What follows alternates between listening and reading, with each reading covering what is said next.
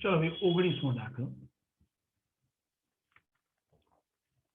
2 metre त्रिज्याना एक वलयનું દળ 100 kilogram છે ભાઈ 2 મીટર ત્રિજ્યા ના વલયનું દળ 100 કિલોગ્રામ છે હવે રિયલમાં વલય અહીંયા આગળ રિયલમાં સ્પષ્ટતા હોવી જોઈતી હતી રિંગ શબ્દ વાપરવાનો હતો પણ એ લોકોએ ટ્રાન્સલેશનમાં ભૂલ કરી છે રિયલમાં રિંગ છે આને વલય કીધેલો છે ઓકે તે એક સમક્ષિતિજ સપાટી પર એવી રીતે ગબડે છે કે જેથી તેના દ્રવ્યમાન કેન્દ્રની ઝડપ આનું દ્રવ્યમાન કેન્દ્ર છે એની ઝડપ આપણને આપેલી છે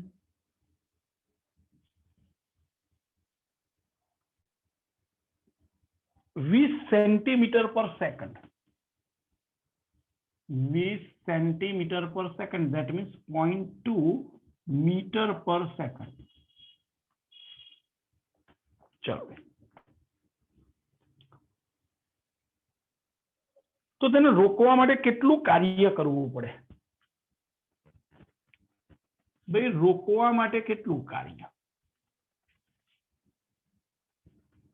ભાઈ મને એટલી ખબર પડે કે જ્યારે રોકાય તેનો વેગ 0 થશે અને આ કાર્ય આપણે બહારથી કરવું પડશે એટલે હું એવું કહી શકું કે આ રિંગની ગતિ ઉર્જામાં જેટલો ફેરફાર થતો હોય એટલું બહારથી કાર્ય કરવું પડશે એટલે રિંગને રોકવા માટે કરવું પડતું કાર્ય W is equal to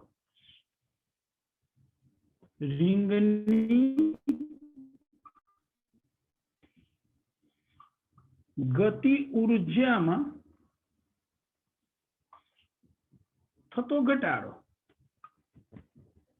કેમ ઘટાડો કારણ કે રોકીએ છે એટલે સ્થિર થશે અંતિમ વેગ 0 છે that means delta k પણ ઘટાડો એટલે માઇનસ માટે W is equal to minus delta k ચલો તો W is equal to ભાઈ માઇનસ delta k એટલે half m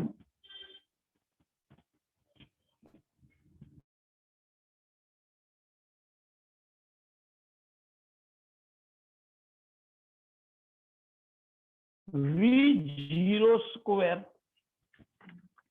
ભાઈ v0 તો 0 છે ચલો ભાઈ v0 0 હોય તો શું રહ્યું હાફ mv સ્ક્વેર ચલો ભાઈ હાફ mv સ્ક્વેર તો હવે તમે કિંમત મૂકી શકો જાતે કે મારે મૂકવી પડશે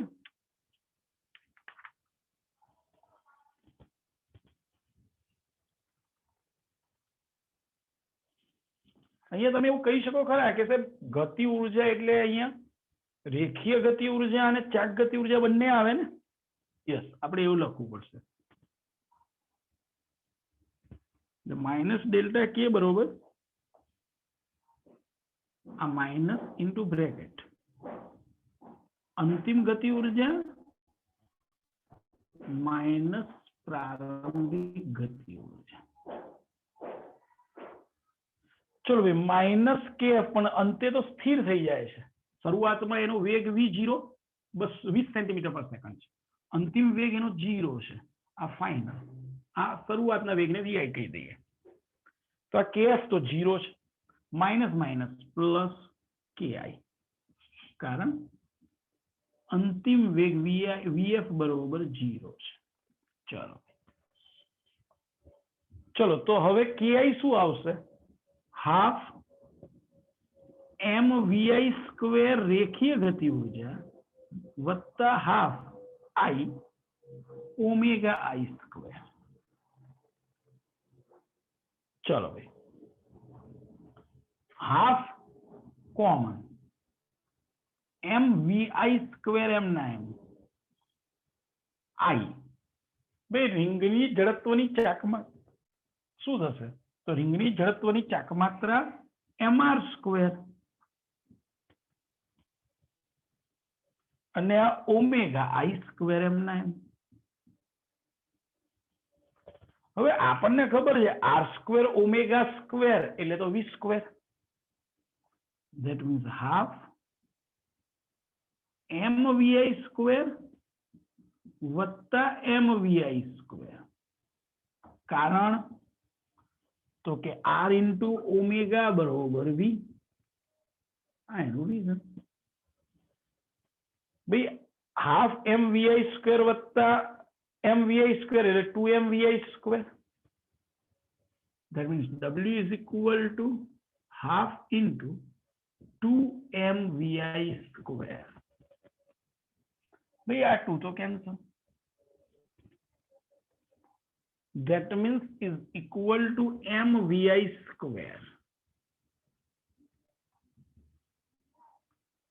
ચલો m દળ છે 100 કિલોગ્રામ. vi² 0.2 છે. 0.2 નો વર્ગ એટલે 0.04. That means 4 joule. આટલું કાર્ય કરવું પડે એને રોકવા માટે. બોલો ભાઈ, ક્લિયર છો? ભાઈ ખબર પડી છે? हाँ सर। બોલો ભાઈ, કોઈને ડાઉટ? ना सर। ઓકે.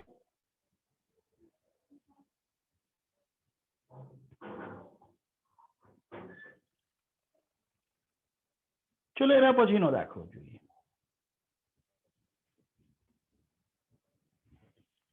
ચલો ભાઈ, એના પછીનો દાખલો 20મો દાખલો. ઓક્સિજન અણુનું દ્રવ્યમાન 5.30 ગુણ્યા 10⁻26 કિલોગ્રામ છે. આને જવા દઈએ પહેલા. આ જવા દઉં છું.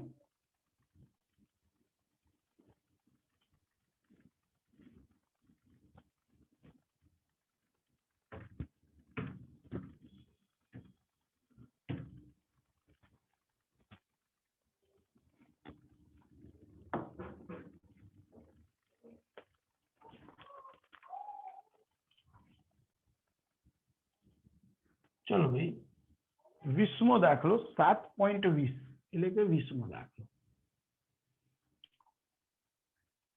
ઓક્સિજન અણુનું દ્રવ્યમાન 5.30 ગુણ્યા 10⁻26 કિલોગ્રામ છે. અને તેના કેન્દ્રમાંથી પસાર થતી અને તેના બે અણુઓને જોડતી રેખાને લંબ એવી અક્ષને અનુલક્ષીને તેની જડત્વની ચાક માત્રા. જડત્વની ચાક માત્રા આપી દીધી છે અહીંયા આગળ. 1.94 ગુણ્યા 10⁻46. 1.94 ગુણ્યા 10⁻46 કિલોગ્રામ મીટર સ્ક્વેર છે.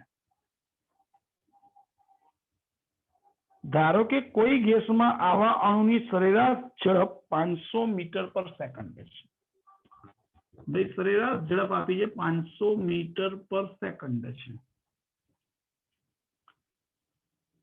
અને તેના પરિભ્રમણની ગતિ ઉર્જા, ભાઈ પરિભ્રમણની ગતિ ઉર્જા એટલે ચાક ગતિ ઉર્જા, તેના સ્થાનાંતરણની ગતિ ઉર્જાથી 2/3 ગણી છે. ભાઈ પરિભ્રમણની ગતિ ઉર્જા, પરિભ્રમણની ગતિ ઉર્જા એ સ્થાનાંતરીય ગતિ ઉર્જા કરતા 2/3 ગણી છે.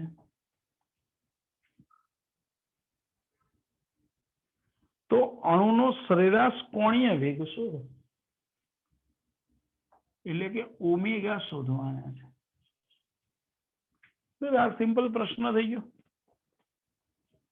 જો ભાઈ પરિભ્રમણ ગતિ ઉર્જા એટલે હાફ આઈ ઓમેગા સ્ક્વેર, ચાક ગતિ ઉર્જા આપણે ટૂંકમાં હાફ આઈ ઓમેગા સ્ક્વેર, જ્યાં ઓમેગા તમારે શોધવાના છે, ઇઝ ઇક્વલ ટુ 2/3 અને સ્થાનાંતરીય ગતિ ઉર્જા એટલે હાફ mv².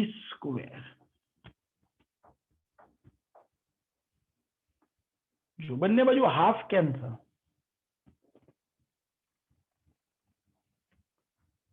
चलो तो omega square is equal to 2/3 m v square by i। चलो किंमत मूकीए 2 गुणिया दળ છે 5.30 गुणिया 10⁻⁻26 इंटू वी स्क्वेर। भाई वी છે 500 500 નો વર્ગ એટલે 25 ગુણ્યા 10⁻4 ભાગ્યા છેદમાં આ 3 इंटू आई जड़त्वनी चाक मात्रा 1.94 गुणिया 10⁻46 1.94 गुणिया 10⁻46।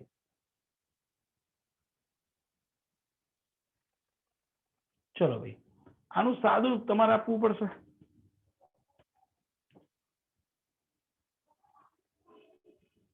आ 25 નું 50 गुणिया 5.3 भाग्या आ 4 तरी 12 9 तरी 27 ने 28 ने 3 ने 5 5.82। घातांकनी बात करिए तो 10⁻46 ऊपर जाए એટલે 46 માંથી 26 ગયા એટલે 20 રહ્યા 20 ને 4 24 10⁻24। भाई आ ओमेगा स्क्वेर है आनु हजी वर्गमूल काढवानुं छे माटे ओमेगा इज इक्वल टू वर्गमूल काढता पहेला चेक करी लेवानुं आ घातांकनुं वर्गमूल निकळे छे तो के 10⁻24 बेकी संख्या छे એટલે એનું વર્ગમૂળ 10⁻12 થયું। चलो तो बाकी जे રહ્યું એનું વર્ગમૂળ भाई 50 गुणिया 5.3 એટલે 5 તરી 15 ને 25 ને 1 26 265 ભાગ્યા 5.82 गुणिया 10⁻12 10⁻24 નું વર્ગમૂળ આપણે કાઢી નાખ્યું તો તમારે આટલું જોવાનું રહેશે 265 ભાગ્યા 5.82 કરો અને એનું વર્ગમૂળ શું। ચલો જલ્દી ફટાફટ 6.74 चलो 6.7475 गुणिया 10⁻12 હવે 6.7475 છે તમે 6.8 પણ લખી શકો 6.7475 છે એટલે આપણે 6.75 અથવા 6.8 તમારે જે લખવું હોય પણ આ 5 કરતા નાનું છે તો એક કામ કરો 6.75 કરી નાખો गुणिया 10⁻12 रेडियन पर सेकंड। आ जवाब थयो।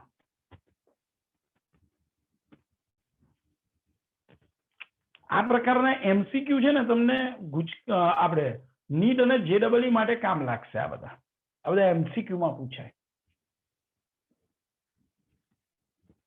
जो भाई आमा कोईने प्रॉब्लम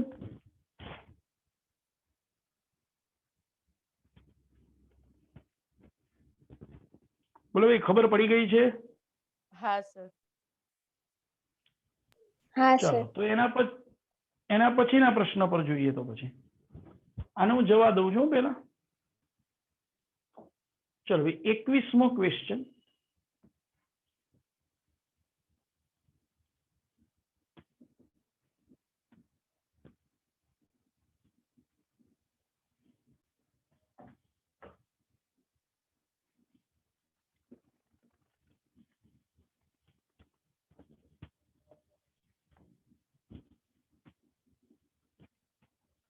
चलो 21મો દાખલો। चलो એની રકમ પહેલા તો જુઓ કે આપણને શું કહે છે। 30° ખૂણે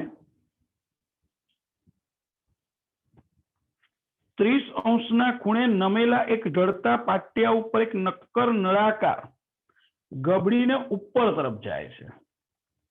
तो आ ढळता पाटियाना तळिये नळाकारનું દ્રવ્યમાન કેન્દ્ર 5 મીટર પર સેકન્ડની ગતિ ધરાવે છે। तो નળાકાર ઢળતા પાટિયા પર કેટલો ઉપર જશે જો શું કહેવા માંગે છે પહેલા સમજીએ। આ 30° નો ઢાળ છે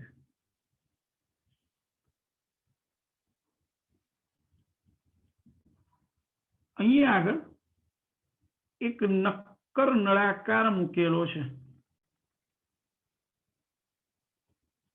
ઓકે, આ નળાકાર ના દ્રવ્યમાન કેન્દ્રનો વેગ આપણે એને v0 કહીએ. તો એ આપણને આપી દીધો છે 5 મીટર પર સેકન્ડ. ધારી લો એ અહીંયા આવીને અટકે છે. ધેટ મીન્સ એનો અંતિમ વેગ 0 છે. તો એને કેટલું અંતર કાપ્યું? આપણને પ્રશ્ન એવો આપે નળાકાર ઢળતા પાટિયા પર કેટલો ઉપર જશે, એટલે આપણે આ શોધવાનું છે. આટલો ઉપર ગયો કહેવાય. આ ડી શોધવાના છે. ઓકે, અને બીજો પ્રશ્ન કીધેલો છે કે તળિયે પાછા આવતા કેટલો સમય લાગશે? તળિયે પાછા આવતા કેટલો સમય લાગશે? ચલો ભાઈ જોઈએ. ભાઈ 5 મીટર પર સેકન્ડના ઝડપથી તમે આ નક્કર નળાકારને ઉપર તરફ ધકેલ્યો, એવું થયો આનો અર્થ. તો એ કેટલો ઉપર જઈને અટકશે મારે શોધવું. તો એના માટે મને એટલી ખબર પડે કે જેમ જેમ ઉપર જાય છે એમ એનો વેગ ઘટતો જાય છે. જો ધેટ મીન્સ અહીંયા પ્રતિ પ્રવેગી ગતિ થઈ. ઢાળ પર ઉપર તરફ જશે તેમ તેનો વેગ ઘટે છે. તેથી પ્રતિ પ્રવેગી ગતિ બે એના પ્રવેગનું સૂત્ર શું હતું? તો આપણે લાસ્ટ લેક્ચરમાં સાબિત કરીને આપ્યું હતું g sin θ upon 1 plus k square by r square. પણ પ્રતિ પ્રવેગી એટલે મેં માઇનસ લખ્યું. એટલે a is equal to minus g sin θ upon 1 plus k square by r square. આ મેં સાબિત કરીને તમને આપી હતું લાસ્ટ લેક્ચરમાં. ભાઈ પણ નક્કર નળાકાર માટે k સ્ક્વેર બરોબર હાફ r સ્ક્વેર અથવા તો k square by r square બરોબર હાફ. કેમ? ફરીથી યાદ કરાવું. નક્કર નળાકાર માટે i બરોબર હાફ mr સ્ક્વેર હોય. therefore k સ્ક્વેર બરોબર r સ્ક્વેર બાય 2 માટે k square by r square બરોબર હાફ. કોના માટે? નક્કર નળાકાર. એટલે અહીંયા લખીએ, અહીં નક્કર નળાકાર માટે ચલો તો આ k square by r square ની કિંમત ઉપર મૂકી દઈએ. થીટા તો ખબર છે જ. તો a is equal to minus g ની કિંમત 9.8 લઈએ, કારણ કે આપણે કશું કીધું નથી. થીટા sin 30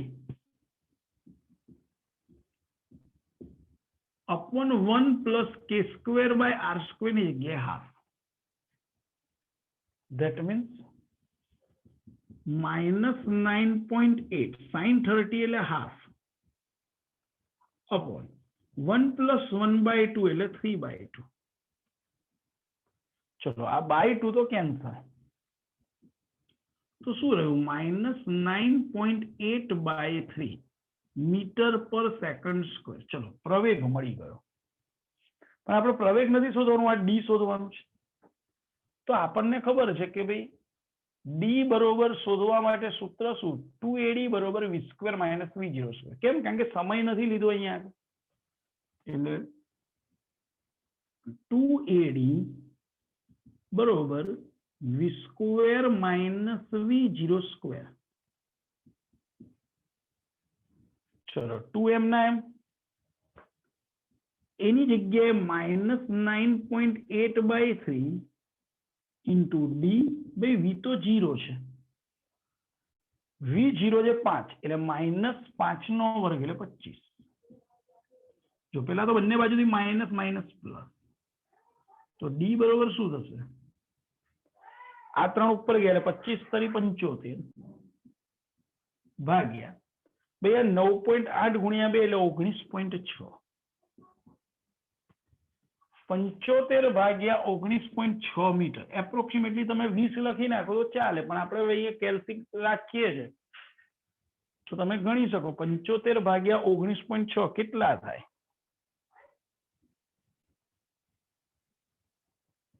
બોલો ભાઈ 75 ભાગ્યા 19.6 કેટલા થાય?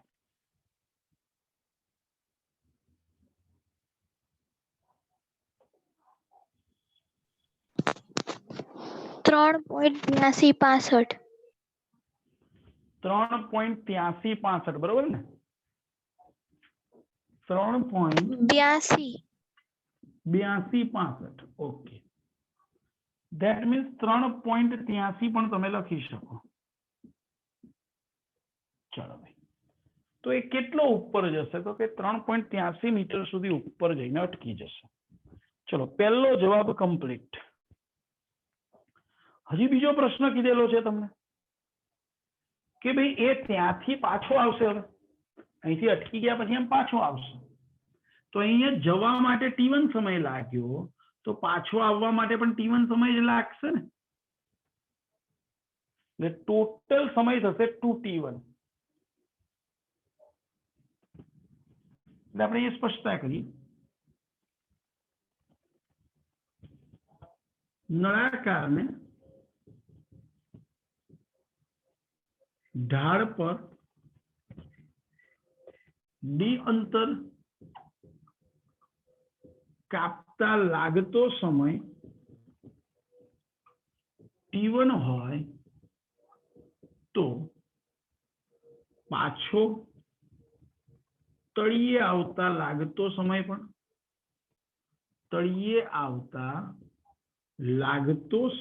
પણ t1 જ હોય.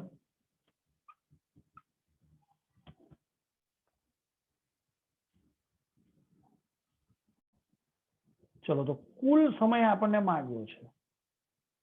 ચલો, કુલ સમય શું થશે? તો કુલ સમય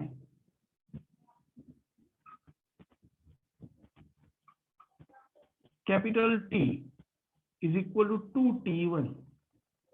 એ તમે ટી ટોટલ પણ લખી શકો. ઓકે, હવે t1 કઈ રીતે શોધીશું? તો તમને એટલી તો ખબર છે કે ભાઈ પ્રવેગ બરોબર delta v by delta t. ચલો ભાઈ, ડેલ્ટા v એટલે અંતિમ વેગ માઇનસ પ્રારંભિક વેગ ભાગ્યા ડેલ્ટા t એટલે આપણે t1 સમય લીધો અહીંથી અહીંયા પહોંચતા, પણ v તો 0 છે એટલે એ બરોબર માઇનસ v0 બાય t1. તો t1 બરોબર શું થશે? Minus v0 by e. પણ v0 આપણને આપેલા છે 5 એટલે માઇનસ 5 ભાગ્યા એ. ભાઈ એ શોધ્યા માઇનસ 9.8 બાય 3 એટલે minus minus plus 9.8 by 3. That means 15 ભાગ્યા 9.8. ભાઈ આપણને ખબર છે 15 ભાગ્યા 10 કરીએ તો 1.5 આવે, તો 15 ભાગ્યા 9.8 1.5 કરતા સહેજ મોટા આવશે. બોલો ભાઈ કેટલું આવે?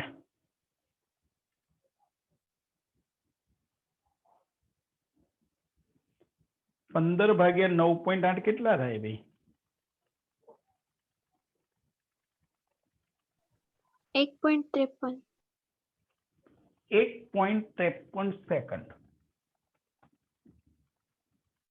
અને આપણે તો કુલ સમય માંગ્યો છે એટલે 2t1 માટે કુલ સમય t total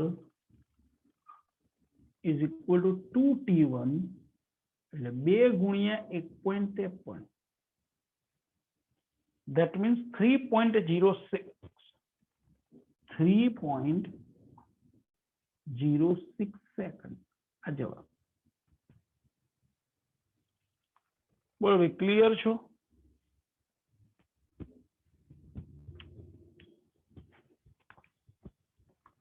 બોલો ભાઈ, દાખલામાં ખ્યાલ આવ્યો છે ભાઈ બધાને?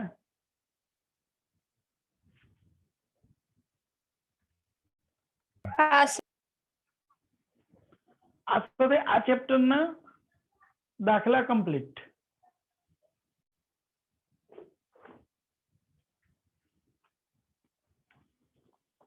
જો ભાઈ, આ ચેપ્ટર ના દાખલા કમ્પ્લીટ થઈ ગયા.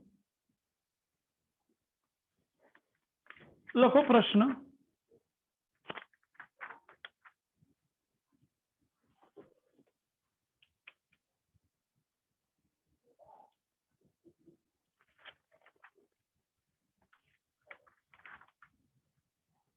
ચાર બિંદુવત કણના દળ લખો. ચાર બિંદુવત કણના દળ 1 કિલોગ્રામ, 2 કિલોગ્રામ, 3 કિલોગ્રામ અને 4 કિલોગ્રામ છે. ચાર બિંદુવત કણના દળ 1 કિલોગ્રામ, 2 કિલોગ્રામ, 3 કિલોગ્રામ અને 4 કિલોગ્રામ છે.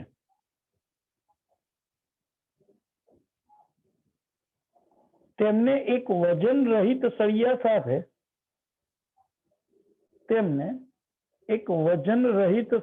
સાથે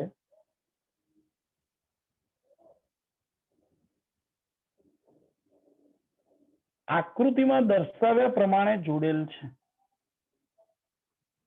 આકૃતિમાં દર્શાવ્યા પ્રમાણે જોડેલ છે. તો આ તંત્રની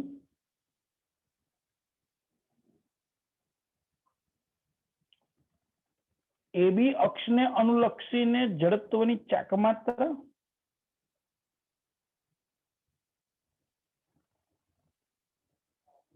તથા ચક્રાવર્તન ત્રિજ્યા શોધો.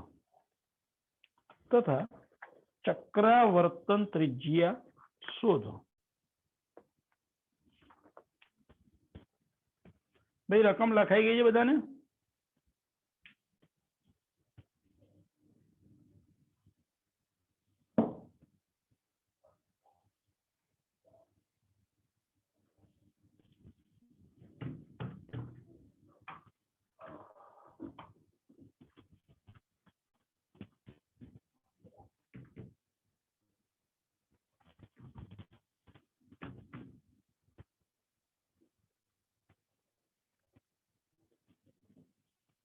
ચલો ભાઈ, આપણને આકૃતિ કઈક આવી આપી છે. જો ભાઈ આને MCQ મેં ચાલુ કર્યા જો.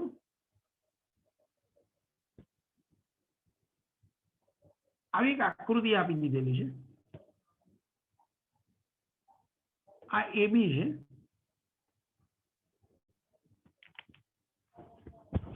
એક કણ અહીંયા છે જે 1 કિલોગ્રામ દળનો છે. બીજો કણ અહીંયા છે જે 2 કિલોગ્રામ દળનો છે. ત્રીજો કણ અહીંયા છે જે 3 કિલોગ્રામ દળનો છે. અને ચોથો કણ અહીંયા છે જે 4 કિલોગ્રામ દળનો છે. બે ક્રમિક કણો વચ્ચેનું અંતર 2 મીટર છે.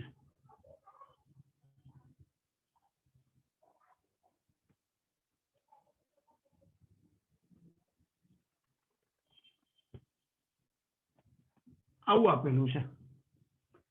આકૃતિ કઈક આપણને આવી આપેલી છે. તો પ્રશ્ન કરેલો છે જડત્વની ચાકમાત્રા ખાલી જગ્યા થાય. ભાઈ, આપણને ખબર છે જડત્વની ચાકમાત્રાનું સૂત્ર શું? તો કે I બરોબર m1r1 square plus m2r2 square plus m3r3 square plus m4r4 square કોની સાપેક્ષે અક્ષ તરીકે શું લેવાનું કીધું તો કે AB, એટલે આ બધા આ લંબ અંતર R1 R2 R3 AB થી માપવાના રહેશે. ચલો તો ધ્યાનથી જુઓ 1 કિલોગ્રામ તો AB ઉપર જ છે માટે R1 0, એટલે આ 0 નો વર્ગ 0 ગુણ્યા M1 0, એટલે લખતા જ નથી, એની જગ્યાએ 0 વત્તા M2 2 કિલોગ્રામ. અંતર બે AB થી 2 મીટર અંતરે છે, એટલે 2 નો વર્ગ